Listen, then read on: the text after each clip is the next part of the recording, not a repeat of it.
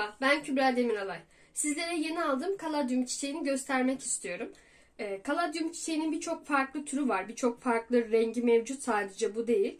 Nadir bulunan iç mekan bitkileridir. Ülkemizde çok sık rastlanan bir bitki değil, o yüzden nadir bulunuyor. Tropikal orman bitkileridir. Bu nedenle çok yüksek neme ihtiyaç duyuyor. Ben de bu nemi sağlamak için soğuk buhar makinesi kullanıyorum. Onu da şu şekilde göstereyim size. Nemi çok sevdiği için ben buhar makinesi kullanmak istiyorum. Çünkü benim bulunduğum ortam çok kuru. Kuru olduğu için de çok güzel bir şekilde gelişim göstermeyecekti. O yüzden ben günde 1-2 saat çalıştırıyorum. Mesela sabahları 2 saat boyunca bu şekilde buhar çalıştırıyorum.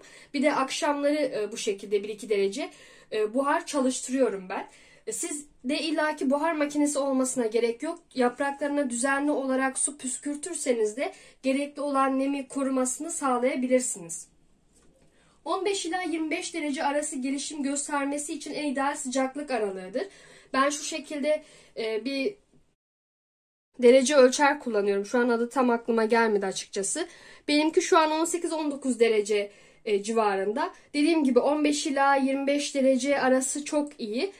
10 derecenin altına düştüğü de oldu benim şu an baktığım yerde. Herhangi bir şekilde etkilemedi ama daha aşağı düşerse, 10 derecenin altına kadar düşerse havalar, ben bunu ev içerisinde muhafaza edeceğim.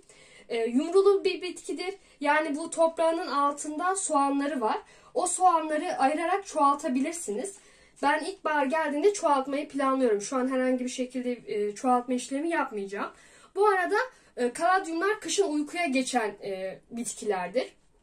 Yumrularının dinlenmesi için buna izin vermelisiniz. Yani uykuya geçmesini sağlamalısınız. Zaten soğuklar geldiğinde bu üst kısımlar, görmüş olduğunuz bu yaprak kısımları solmaya başlayacak, cansızlaşacak. O zaman zaten uykuya geçmek istediğini size belli eder. O zaman uykuya geçmek istediğini anlarsınız.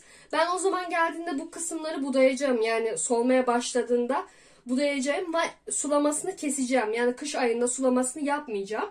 Yumruları saksıdan çıkartmadan muhafaza etmeyi planlıyorum. Mesela buralar soldu diyelim. Bunu budadıktan sonra yumruları toprağın içerisinde bırakacağım ve sulamasını keseceğim. Havalar ısınmaya başladığında da ara ara su vererek tekrardan bu yumruların uyanmasını sağlayacağım.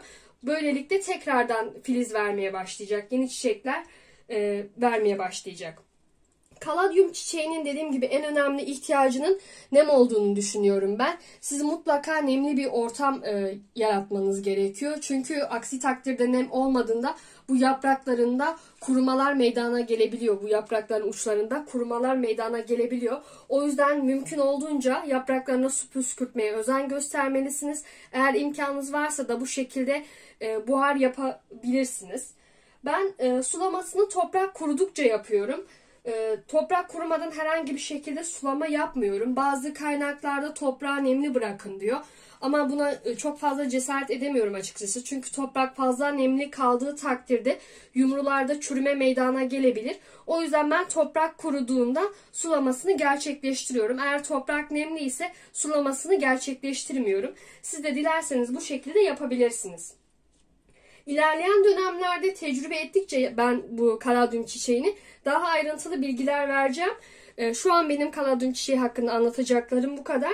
Bir sonraki videolarda görüşmek üzere. Hoşça kalın.